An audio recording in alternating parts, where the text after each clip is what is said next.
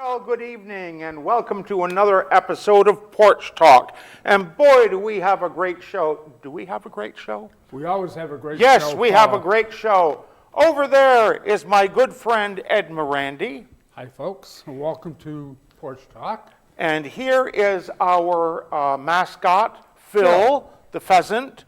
Next to him is our new friend, Peanut. And next to her is our guest, Carlo Pellegrini. something or other. The great Pellegrini. So, Carlo, your name, somebody or other, that's quite an unusual name. Has it been in the family for many, many, many years? My family handed it down to me. Oh, that's wonderful. I was very fortunate. And it is somewhere north of here. North of here. North of here. Well, as you can see, Carlo is dressed up as a ringmaster because Carlo actually was a ringmaster with the Big Apple Circus, right? The Big Yes. Apple Circus, which is out of New York, of course, New York City. But that's not the only reason he's dressed like that. Carlo was also a producer here at NBCTC. He is doing, well, I wouldn't say we're doing shows yet, but we're doing little things like you did a Christmas message. Yes, we're doing a pilot. Yeah. We're filming a pilot. It's called Mr. Amazing's Circus Corner. And it's a children's educational TV show meant for ages 3 and up, even our ages. Okay. And we're filming it here under the beneficence of NBCTC, and we're very excited to be here. And is it a magic or just circus? It's a combination. Well, it takes place in the Circus Corner. Our set is right behind the backdrop yeah, here. if we pulled the curtains aside, you'd see. See the whole thing. Yeah. It takes place in the corner. Peanut has her little area. We have a Circovision area where we transport other circus performers into the area. It stars myself, Peanut, who is the children's conscience, if you would, and Mickey, the clown. My wife Hillary operates Peanut, and Peanut has a word of the day that she's interested in, so around that theme, we start to talk about things like balance, confidence, imagination. So your wife does the She's the manipulation puppeteer. plus Yep. the voice. Plus the voice. Oh, great. That's Very exciting. And when do you expect to get him on, Paul? When is the show going to start so people out there can... Well, that's a good question. Peanut, I have a question for you. What is your word of the day? Let me out of here. That's interesting, Peanut, but that's actually 5 words. Who cares? Well, you're getting better. That's 2 words. You have magic in your show? We do have magic. Can you make him disappear? Well, I used to be a magician, but the urge had suddenly vanished. So all I do is juggle. Well, before we continue with that, you want to see me disappear? I'm going to make all of us disappear. Emily, would you please put the photo in front of us? Now, this is the local history quiz for this week. And you notice there's a balloon launch going on. You can even see at the bottom it says balloon race at North Adams, Mass. When the Historical Society first put their museum together, they had a little display indicating the fairgrounds. Right. And right next to it, they put the balloon launches, which suggests that the balloons were launched from the fairground, where you'd expect. Where it was wrong. That's right. No, it was wrong. It wasn't right, it was wrong. The balloons were not launched from the fairgrounds. Where were they launched from? And there are 2 clues in there. 2 clues in the photograph. If you think you know the answer, if you have a wild guess, please give us a call, 664-4408. And I know where they were launched. They were launched from the ground. Yes, that's exactly right. Well, when Carlo. Joan gets here, I have a lot to say to her. Have you guys worked together long? No, 2 years. But he was actually in high school with my big brother Ralph. Oh, wow. So he's Nice. something like a big brother to me. Yes, yes. Now, skip back to, I got a little bio. I talked to Carlo before we started, and come to find out, he's actually from California? California, Palo Alto, California. California, wow. Silicon Valley. Sun Valley. I think my nephew lives out there somewhere close by. Well, this was before it was Silicon Valley. Yes, yeah. And you came here in 2019? Is it We 20? came to Florida Mountain in Florida 2019. Prior to this, Hillary, my wife, and I lived in and around New York. She ran our circus school in Tarrytown, New York. We had it for 7-8 years, and we were taking a little bit of a sabbatical to come to the country and plan our summer. We own a circus tent. We tour it in the tri-state area in New England. Oh, really? That's amazing, yeah. And we actually want to bring it here to North Adams and do a show here for all the healthcare workers and for everyone. As soon as we get, past the point where the governor says you can have more than 50 people in Now, a spot. How many people are involved in your show? We have a cast of 7. 7. And we hire other acts as we need them. We do everything on the ground, clowning, acrobatics, magic, tight wire, and everything in the air. You have a trapeze artist? We have a trapeze artist. Oh, who you already happens to got be- one. Yeah. Oh, jeez. We can squeeze you in. We can squeeze you in. Yeah. Both of you. We have lots of room. You'll need a couple of nets. Hair nets. I don't go too high off the ground, Paul. Well, Hillary is our aerialist. She's our silk artist, which are the fabrics that hang down. And it's like an aerial dance or aerial ballet. They wrap it around their leg or something. and Legs, go on. body, Yeah, I seen those them. pirouettes parallel to the I ground. seen them on Ed Sullivan. I seen them on a few TV shows. They're fantastic. It's very I always sad. wonder how they stay up there by just wrapping. By wrapping and holding and tension and practice, practice, practice. Yeah, and more practice. And more practice. So you've been in the circus, so to say, circus act, since you were, and I got down here since you were 18 years old. So this makes my 50th year in circus. Wait a minute, Paul, add it up quick. You're somewhere around 68. Yeah, somewhere around there. Wow.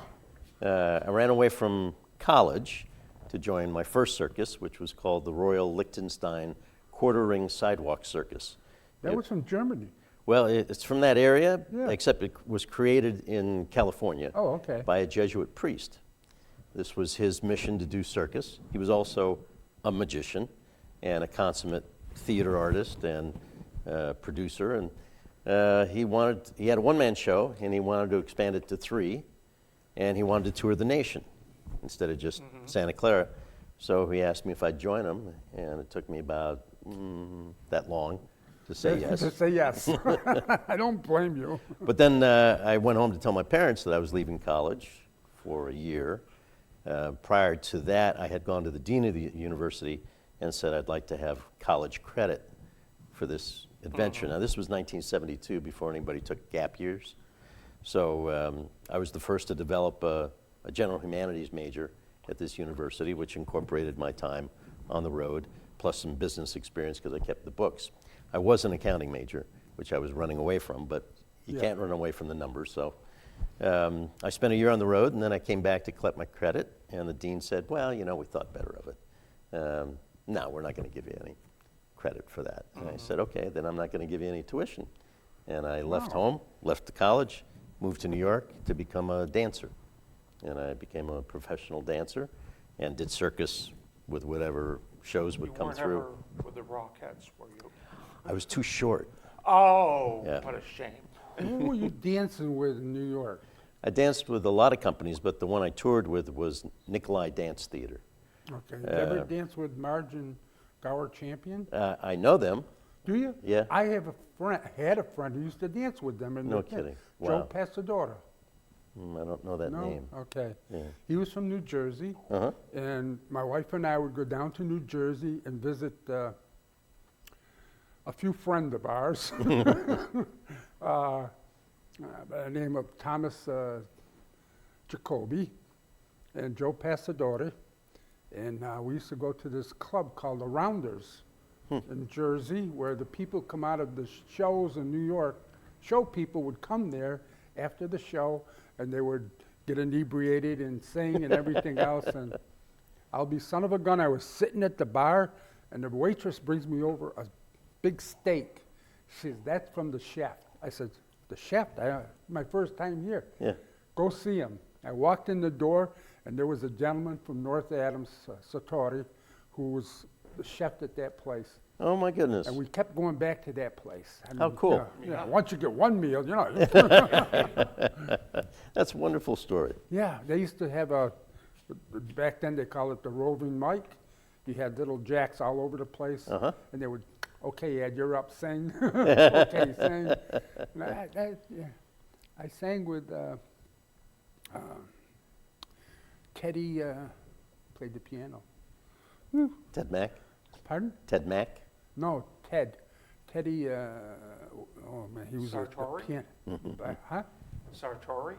No. He was big. He played in the Benny Goodman Trio. Oh, wow. Yeah. Joan's not watching, she's shopping. I was going to say, Yeah. call in and tell me what his last name was. Yeah. So anyways, you were 18 years old, you ran away, you joined you went to the Shriner Circus when you were I went to the Shriner Circus when I was a kid. That was one of my two inspirations for joining the circus. When I was 6, I saw a TV show emceed by an actor named Don Amici. Not sure if your viewers remember Don Amici, Oh, but yes. he was a wonderful actor, but he was early in his career. He knows what I was going to say. Don Amici invented the telephone, didn't he? Yes, he invented the telephone. Telephone. Yeah. And he broadcast from Europe, from every major great circus in Europe. And I fell in love with the one-ring circus and the clowns. And the clowns weren't like American clowns. It was just different. They were given 15, 20 minutes of entree time to do their act, as opposed to doing, a blow-off. You come in, you blow something up, and then you get off. And I was 6, and it just mesmerized me.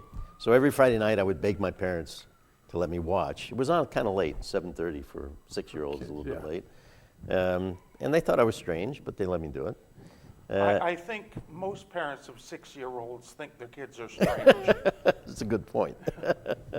And then they took me to see a Shriner Circus in San Jose, California, not too far from where we lived. My grandmother took me, and I saw the Shriners in the little cars, and the clowns were blowing things up, but I got a good sense of spectacle. And I just couldn't get it out of my head. So I saw the Ed Sullivan Show one night and saw acrobats and performers and magicians, and I'd see the show, go out in the backyard, try a backflip, land on my head, end up in the hospital, try again, try a handstand, try something else.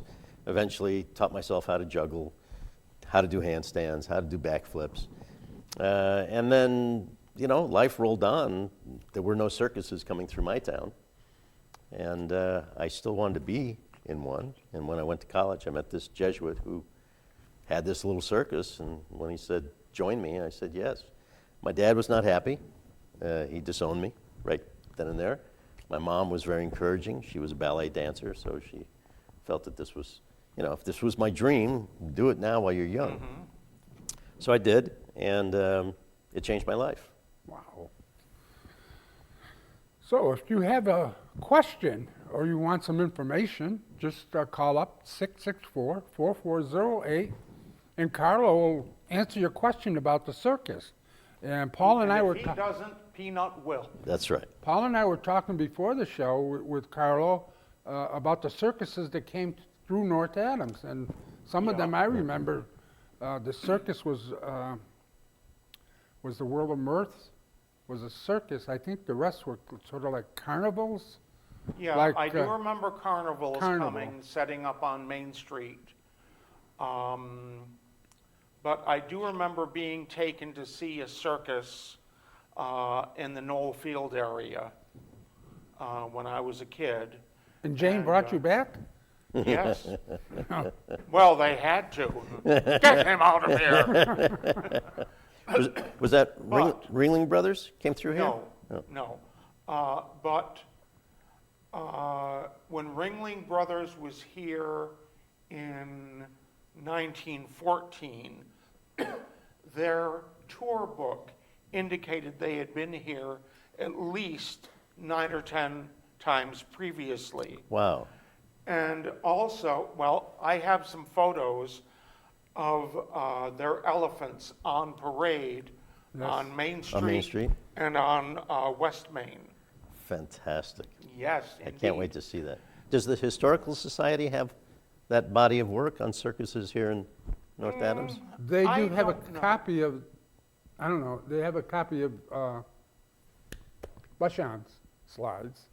Yeah. But I don't think they have the photos of the elephants. I'm not sure. Yeah, probably not. In But 19 that you have to go to my collection. I will, yes. Yeah. In 1914, they were not yet on the railroad, right? They were still on wagons? Yeah, I think so. I remember when they pulled into town, it probably was Ringling Brothers,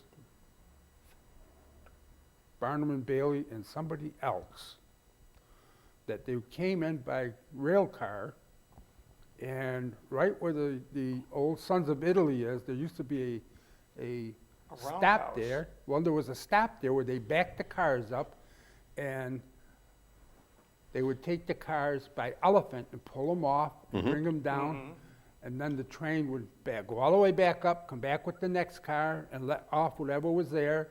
And they did this all day long. And as a kid, I would just sit there and watch them go constantly. Then when I got older, I was telling Carlo, when one carnival pulled into town, I helped set up all the rides to get free tickets to get in. And after all that there, I found out that they were giving out free tickets to kids anyway. So That's the circus for you. that's the circus. Well, interestingly enough, I should also mention Buffalo Bill's Wild West Oh, Show, right. which Yes. was here so many times, they didn't know how many times they'd been here. Wow. And their last visit was just a couple weeks before Buffalo Bill died. Oh, wow. But That's incredible. even earlier, there was another circus that came through, and they had a particularly large elephant. And as they were going through Adams, a bridge collapsed under the elephant. Wow. Okay. Well, they got him out, and they walked him all the way to Stockbridge, and there the elephant died. Oh, gosh. And allegedly, the elephant is buried there. That's interesting. That is Yeah. interesting. And the attorney that the circus hired to sue the town of Adams was actually born in Adams. So his name is no longer revered in the town.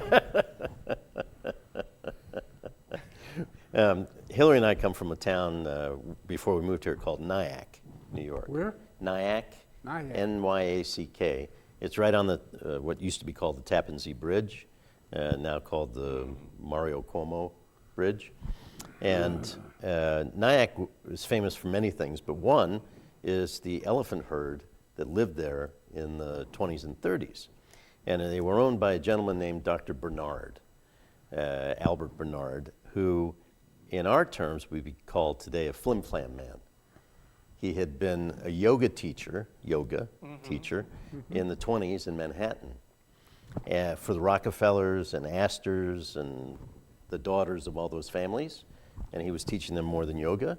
So the families gave him a lot of money and sent him on his way. And he landed in Nyack. And he owned at that time the biggest circus tent in the country, the most elephants in the country, outside of a touring Ringling Brothers. And when circuses would come through Rockland County, which is where Nyack was, he would rent his elephants out. And it was it was casual that the elephants would walk down Main Street on their way to the river to drink and then go back home. And you might like this if you like baseball, because we were talking before the show about Babe Ruth being here in North Adams. He created the first night baseball game, professional baseball game in the country by raising light standards in a field, and those light standards are there today. Wow. Cool. A little history. Hey, you're a wealth of information. Completely useless information. That's the way how I feel about what I know a lot of the time. But it's those kind of little things that we're going to bring to the show, the Mr. Amazing Circus Corner show. We want to bring as much history into it for the kids.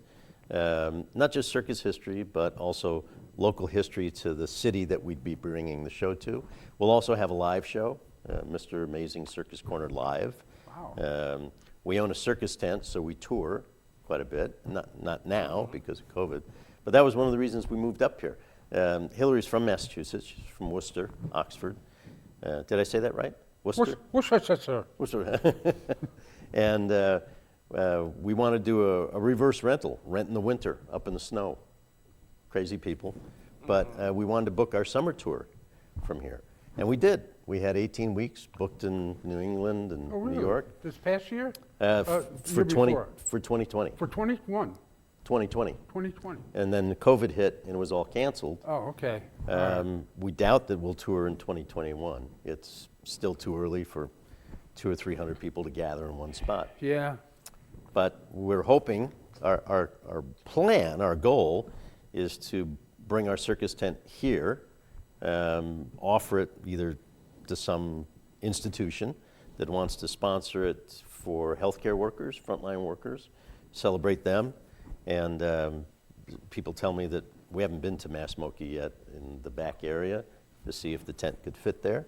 But we're open to all sorts of ideas because we're part of the community now. We bought a log cabin up on Florida Mountain, and we're not going away. So we love producing events. And We'll see if we can get you to move away. you can't drive us away now. Have you ever thought about running away to the circus spa? I No, have. actually, I never I did. have. Did you? Yeah, I was thinking pack up my little bag and take off and run away to the circus. Didn't know what I was going to do because, I mean, putting those rides up was not my idea deal of circus life, but You know, the thing is, once you make the decision to run away and join a circus, everything else falls into place. You're given things to do, jobs to do. It's like the hierarchy of any company. You do well here, and then you move up until you get to wear the top hat and pay all the bills. aha, so.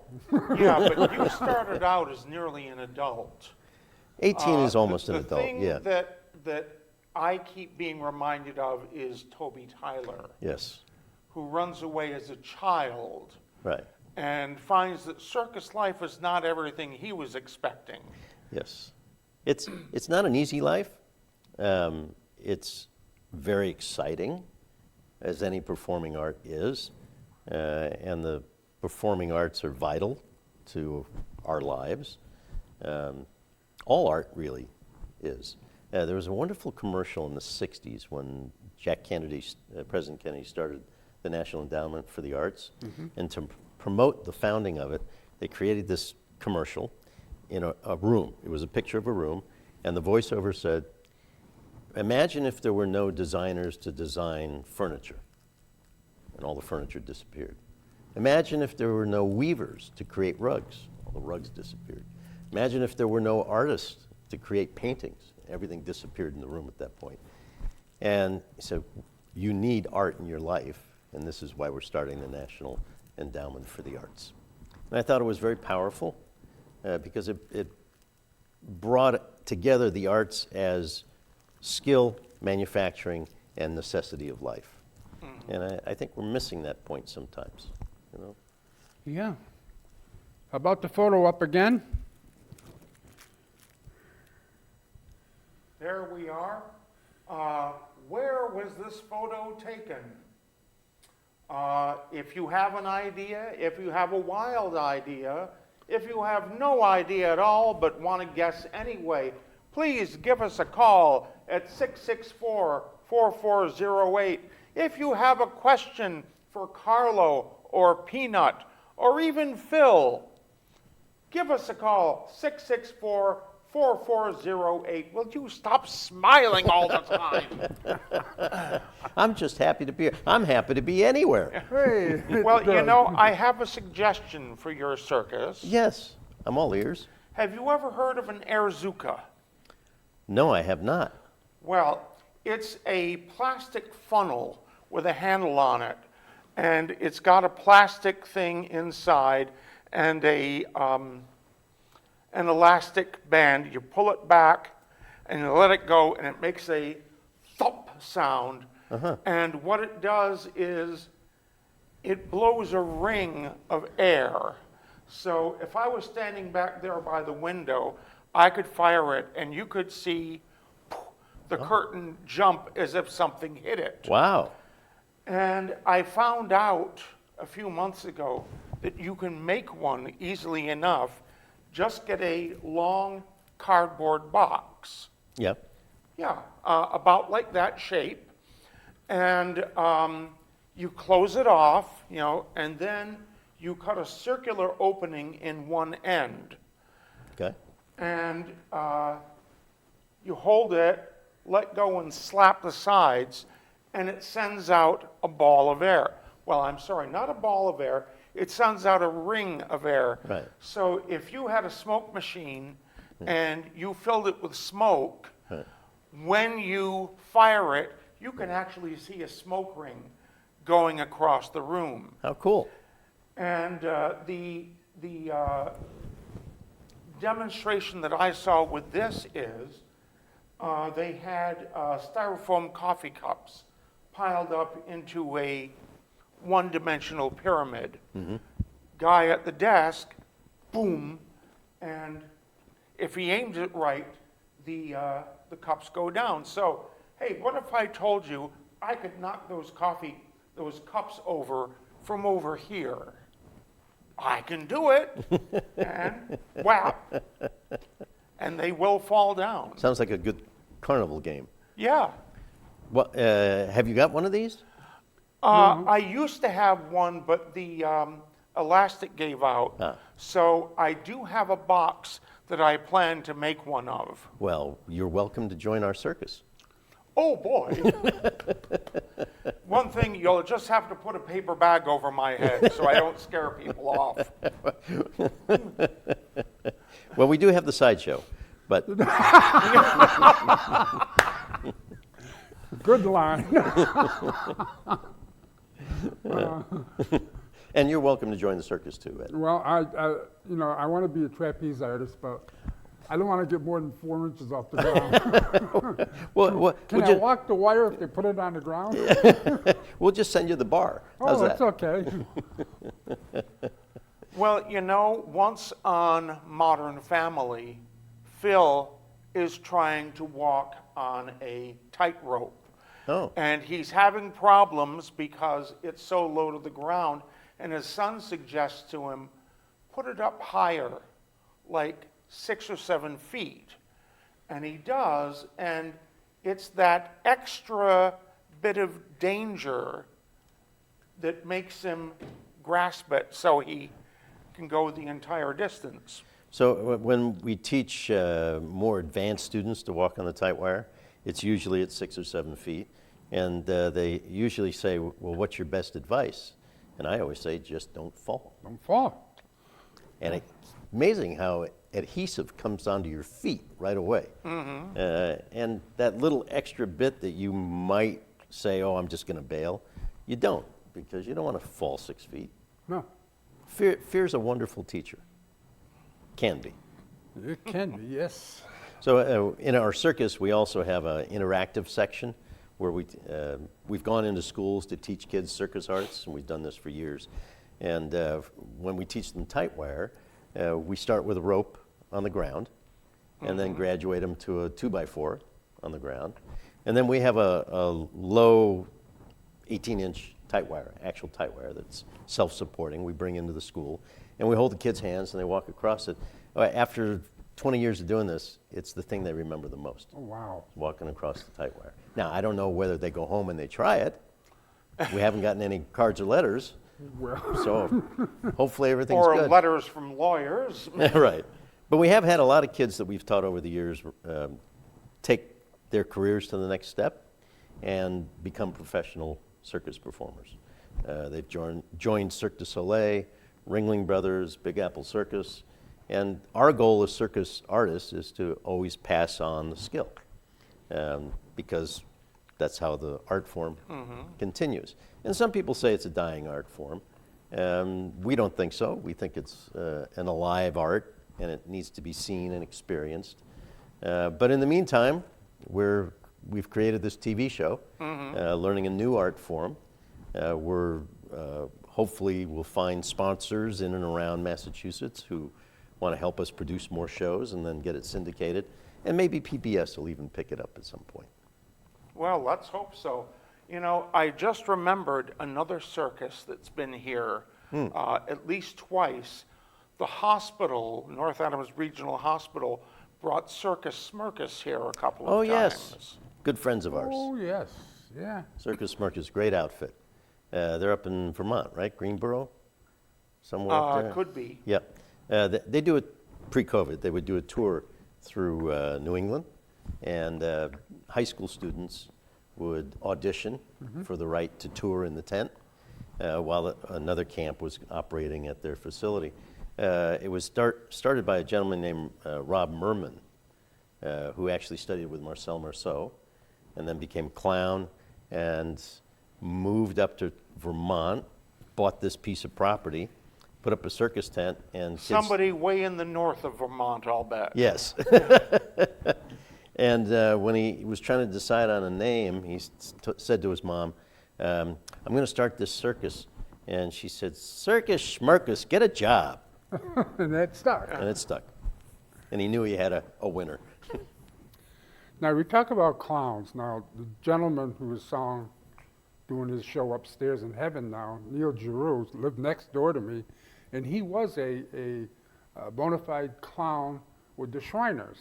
Wow. And after the Balfolios parade in North Adams, the clowns all went up to his house for a luncheon they put on and I was invited down one time, and I went down there, and I'll tell you, there were a great bunch of people, you know? I mean, besides getting those big feet stepped on you, they were not only funny, but they had a purpose in life, and they were for the Shriners Hospital. And I really enjoyed that there. But I noticed something on the table here. There's 3, I don't know what kind of balls they are. Well, there are 3 professional juggling balls. We have them made for our show. I'm a fan of juggling, always have been, mostly for what it can do for somebody outside of just learning the skill. In mid-career of circus, I had a keynote speaking business where I would go to meetings and events and teach business executives how to juggle. And we did it mostly as a change management program. And what they learned was how to adapt to a changing business environment by learning how to juggle. And so when we taught them, we'd always start with one ball. Just to get the ball in the air is sometimes a huge effort. Then when we had them add the second ball, sometimes people would get twice as excited. And then when we have them add the third ball, well, that would become, after a while, just normal. Natural, yeah. And natural. And then we'd have them juggle as partners. And in partnerships, you start to learn a lot about people's behavior and their tolerance for risk and fear and disbelief. I hold the world's record for teaching the most number of people in one ballroom how to Really? juggle. 2,216 salespeople from the Intel Corporation. That means 6,600 and some odd balls in the air Wow. at one time. It was very exciting. And I even had to get special clearance and wear a security badge to get in. Wow. Yeah, very special. I think we're going to have a phone call momentarily. Well, while we're waiting, There we are. we are. Hello and welcome to Porch Talk. What can I do for you? I got a guess on that picture. Is that Brown Street, River Street, and North Adams balloon where they had the hot air Yes. balloons? Well, I believe the photographer was standing probably on Brown Street. So, where, what company or what piece of property are we looking at? That was where, wasn't that the electric company now where they have the gates? Yes, Yes, you're it is right. now, yes. And they had, wasn't it a fair or something there? 'Cause No, they- no, the it gas. was in it was fact. something to do with the gas, wasn't it? Yeah, Yes. it was the North Adams Gas Works. Yes. If you look in the background there, there's a compressor house, and to its left, or is it the right when you're along? I don't care anymore. There's also one of the big compression tanks that Oh were yeah. still there Those when I were the was a round kid. ones, weren't they? I'm sorry? Weren't there round ones there? Round Yes. containers? Yeah, there were two compression tanks. Yes. And you could tell just about how much gas was in the city because those tanks went up and down. Yeah, As the gas was used, the tank would come down, and when they got so low, they would start producing gas. And Wow. if I remember right, at the beginning, it was coal gas. yeah, I Yes, it think was so. coal gas at the beginning, And that is what the balloons were filled with. filled with coal gas. Oh. Yes. Well, say hi to everybody there, and this is Chris. Thank you, Chris. You Chris, have a thank wonderful you. night It's about- and enjoy your bragging rights. I know. All right. Take care. Happy New Year. Happy Thank New you. Year, Chris. Bye-bye. Thank you for Bye-bye. calling in. All That's right. great. So, Yeah. it could not have been a pleasant ride, knowing that if someone lights a cigar, they could blow you out of the sky. Is coal gas lighter than, Air. Yeah. Yeah. so that was before they started pumping natural gas out of it? Yes. I was just And about. before they intelligently switched to hot air balloons, Right. where all you needed was a politician to stand there and give a speech to be filled in no time. When they put natural gas in the city, I was just a kid, and I remember them digging up all the streets. They had to go through and dig up all the streets to put the pipes in and everything else. And one of our games at night, of course, we snuck out at night and played games, was Of course. take those round flares, not flares, but cylinders that they used to light so they Yeah. didn't fall in, and throw them at each other. I'm sure none of your viewers ever did that. Some of my friends out there remember it. Well, I'll tell you, I was working on an oral history project at the school in Florida, and one of the men, Stanley Brown, was talking about knocking over the outhouse while the teacher was in it. And of course, you had to make sure it landed with the door on the bottom. Not that he ever did such a thing No, himself. of certainly course. not. Certainly not. Stanley Brown is a wealth of information on the town of Florida. If you ever want to Yes, know he something about is. Florida, have you met Stanley? No, not yet. As you go, coming from North Adams, you go past where you live and go down around, there's a Down in a Drury. garage Yeah. on the left, which used to be Oh. his garage, Stanley Brown's garage. Brown's garage. Stanley, Oh. that's where Stanley lives. And if you wanted anything to know about Florida Mountain, you can stop in and ask him, because I know Stanley for a long time, and I've often asked him where my wife's family lived up on Florida Mountain. And when they were displaced out of Berniston, Mass, when they drew the line from New Hampshire and Vermont, and they used the Connecticut River as the borderline, they moved over to New York, but then their father got killed in a from a tree falling on him. Hmm. And they moved up to Florida Mountain because that's where his grandmother lived. Wow. So they're quite a, Yeah. ask Well- me anything you want about Florida Mountain, I can tell you. Yeah, Stanley knows. there were a lot of farms up there. Oh, yeah. And in fact, there still are farms. There's The turnip is the great crop. Yes. Have you had the Florida turnip? We have had, in fact, from Mr. Cody's farm up there, Jim Cody. Jimmy, Yep. yeah, worked for me. All the Codys That's- worked with me. Yeah, I just saw Larry Yeah. today. Did you? He plowed us out. Oh, good. Our driveway. Yeah, so when we first moved up here, we didn't realize how much snow actually comes to Florida Mountain. When we look at the forecast now and we see North Adams 1 to 2 inches, we know we're going to get 6 at least, Yep. minimum. So literally the first night we were up there, I guess it was Thanksgiving, 2019, we got a big snowstorm. And we were trying to take Hillary's brother back to Worcester. We accomplished that, but we got hit by the storm.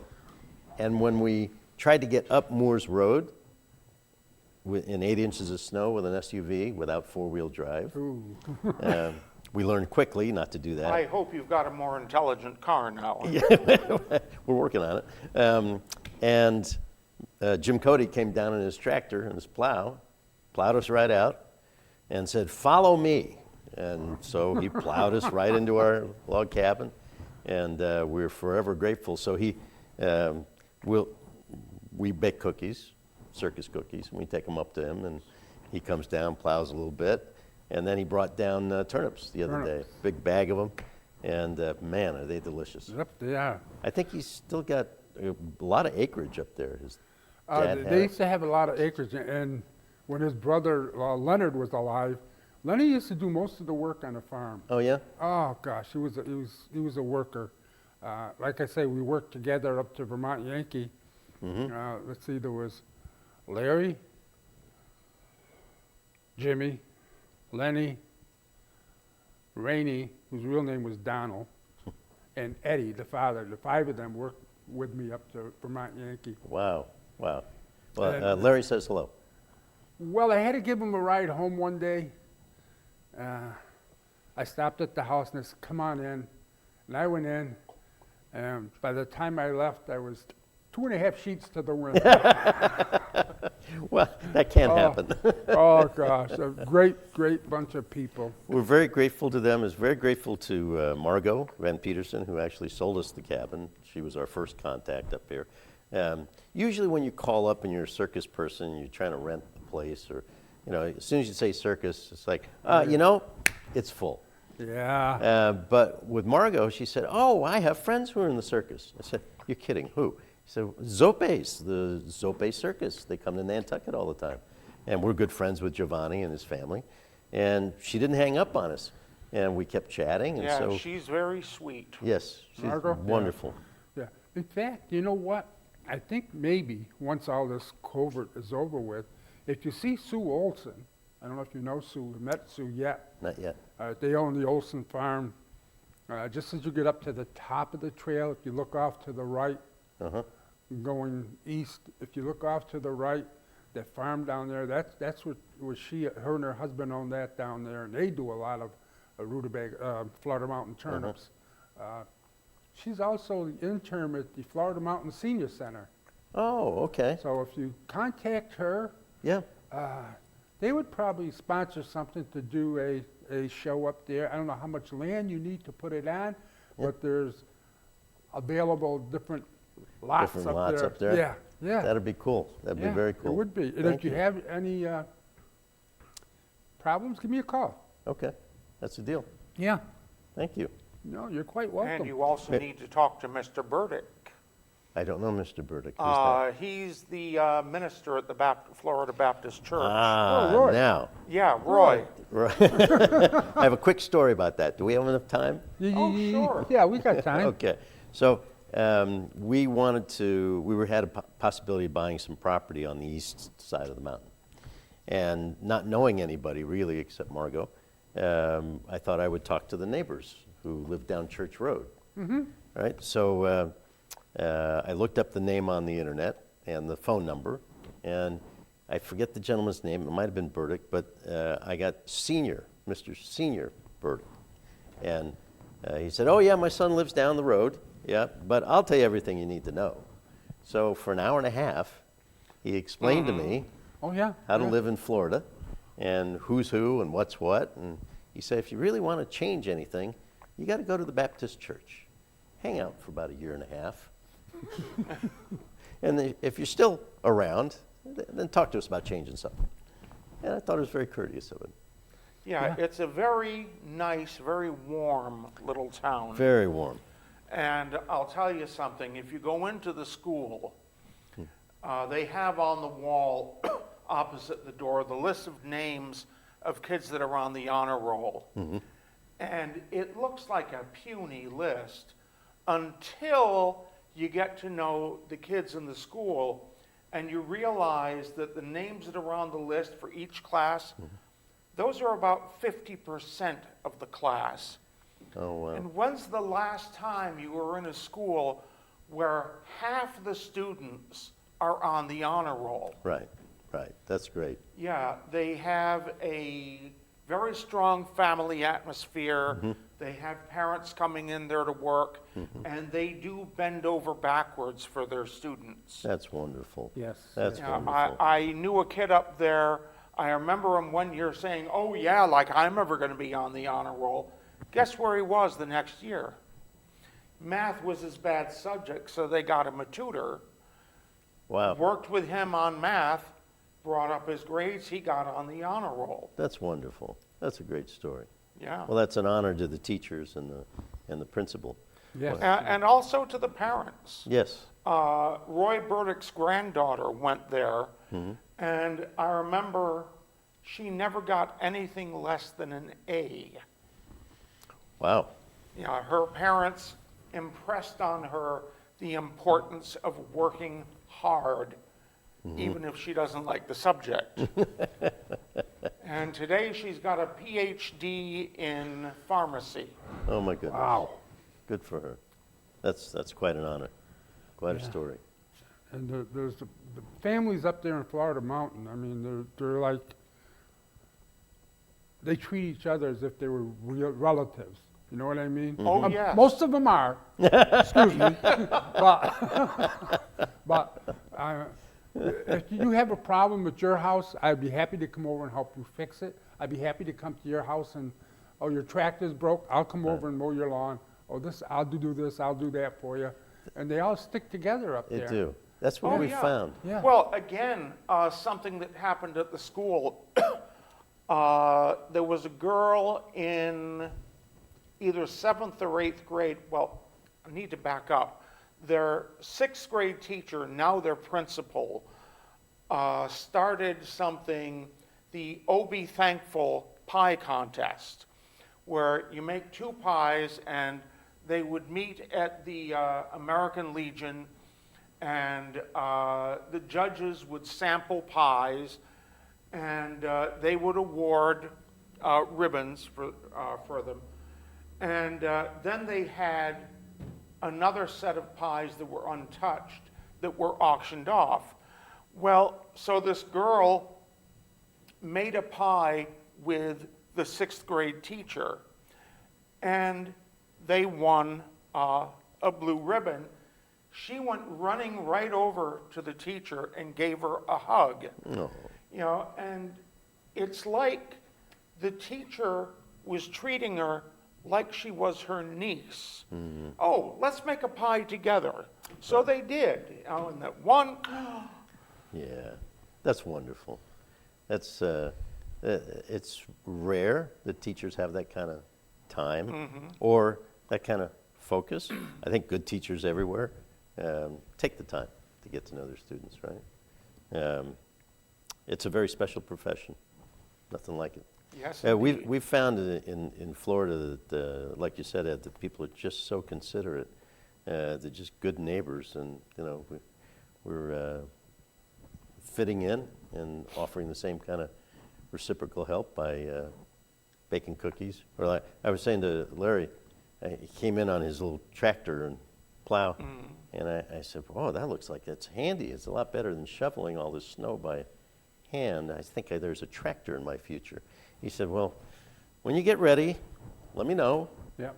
I'll help you with that. And then George and Hillary down the road, I don't know their last name, but they've got the next spread down in the log cabin just George past and there. Hillary? George and Hillary. You know their last names? We don't know their last names. But one morning, George showed up in a huge tractor after the 2-foot snowfall and didn't know who he was. Said, whoa, you're new up here. Well, it looks like you need a hand. Vroom. Yep. It's so sweet. We're very fortunate to have wonderful neighbors. And you know, gradually we'll get to know everybody. Yeah, I do a trip to Italy every year, not last year. And I had a lady from Church Road who wanted to go on a trip with me, and I said, give me your address. So she gave me the address, and I put it down. And of course, Florida Mountain, zip code is 01247. Well, it come back to me. Wrong zip code. So I saw this other woman, and I said, you know, I tried to send a letter to, she doesn't live in that zip code. She lives in this zip code, I think. So I wrote it down, I mailed it, it come back again. Unbeknownst to me, the town of Florida Mountain has 3 zip codes. Really? 3 zip codes. If you're on the main road on Mohawk Trail to just past, I think, the Baptist church is 01247. Further on down, it's another one. And down at the bottom, by the Deerfield River, the Housatonic, it's another zip code. So you have 3 different zip codes in that That's town. actually the Deerfield River, What did I say? Connecticut. Did I say Connecticut? Yes, you did. I used to fish through Deerfield all the time, too. It's good fishing. Oh, yeah. We did it this summer. Did you? Yeah. We were camping out down at the Mohawk Park? Campground. Yeah, Mohawk Park. yeah. And we were there all summer because we were supposed to be on the road performing. And it was great fun. It's a great spot. I love that restaurant. Paul unfortunately couldn't open it. Yeah, I know it, but We heard great reviews. We never had a chance to eat there. 2 years ago, I used to have my class functions, high school class, and we still do, but this past year we didn't, of course. Every year we go up there for lunch. It was fantastic. Wow. I have just got an announcement to make that on the 19th, on Porch Talk, John Marlowe from the North Adams Fire Department will be our guest, and he will talk about wood stoves, the use of electric heaters, your smoke alarms, your CO2 alarms. Yeah, I advise against using wood stoves. We had a wood stove once and nearly burned the house down. The firemen told us, get one made of metal and burn wood inside it. And I don't even want to talk about the coal stove. Anyways, John will be here on the 19th, and he'll answer some questions. If you have questions out there on how to prevent fires during the winter months and even summer months, and what to do and where to place your smoke alarms and your CO2 alarms. And I don't know if they still do a inspection for you, but you can call in and ask John some questions. So, thank you for that. And thank you for coming tonight. We have 5 minutes left. The town of Florida, and there's probably about 15 families that I know up there, and each and every one of them are fantastic. Every one of them that I know of, like I say, you got a problem, they'll help you out. Without asking any questions, who you are, what you are, they will help you out. In fact, going up to, I used to sing at the senior center in Florida Mountain. Wow. And they were fantastic. They were just like relatives now that I go up there, and some people still are in contact with me haven't been up there in a couple years. Yeah. In fact, this month, the last person, no, I'm the last person, but the next to last person in the Aladdins passed away, and we haven't been doing anything. Of course, I'm alone now, but I still sing with a group from Bennington once in a while, so, That's very cool. yeah. Well, we're very pleased to be here, and we're happy to bring the circus to town anytime. And we're happy to have you here, especially here at NBCTC, because we are always looking for new producers. Cool. And we are ready to watch your show on TV whenever it comes on. Well- Paul's going to let me know. Yep. Yeah. You let me know when it comes on, and I'll let my friends know. And Thank you. Probably be the spring sometime. We're shooting for that for the first pilot episodes. And then we're just going to keep rolling it for as long as we can. Our goal is to get enough sponsors that we can give the show and excerpts from the show for schools, to schools for free, so that they don't have to pay for it. Everybody's beleaguered these days with budgets. But the model worked in New York. We think it can work in Massachusetts, and we're looking for a few pilot schools to test the material out on. So if any of your viewers or principals Well, or teachers. I would start with the Florida school. Florida School. Gabriel Abbott is, Paul has done shows up there. And Yeah. I've been to Great. Paul's shows, and Super. they welcome him. What'd you do? What show did I come up to? A couple of them, but one of them was Rapunzel. Rapunzel, yeah. You let down my hair. Where the poor witch falls from the tower. What are you doing washing your hair at this time of day? But bump. Give us a Yeah. little, give us a little. I give you a little. I'm going to have to stand. Is it okay if I stand Oh, up? yes, absolutely. It's all right. That's called gravity. We can go out on this. Ladies and gentlemen. Oh, wow. You just never know where the balls will land. True enough. Oh, that's nice.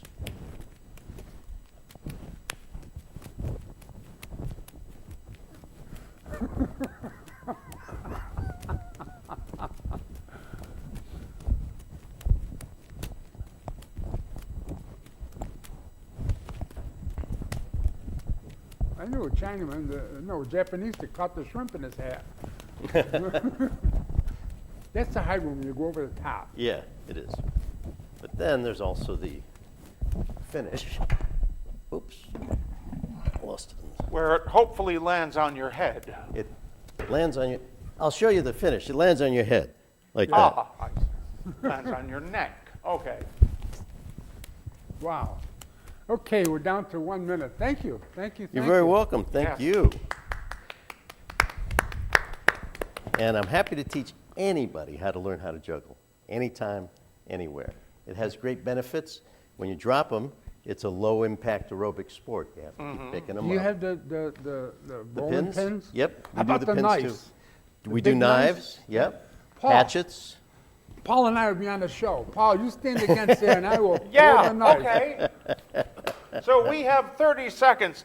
Thank you, Carlo, for coming on. Thank you for Carl. having me. We've got to Thank have you. you on again sometime. This has been fabulous. We've happy got to to do have that. Peanut on again. Yes. Phil will always be here. Thank you for watching. And join us again in 2 weeks when our guest will be... John Marlowe from the North Adams Fire Department.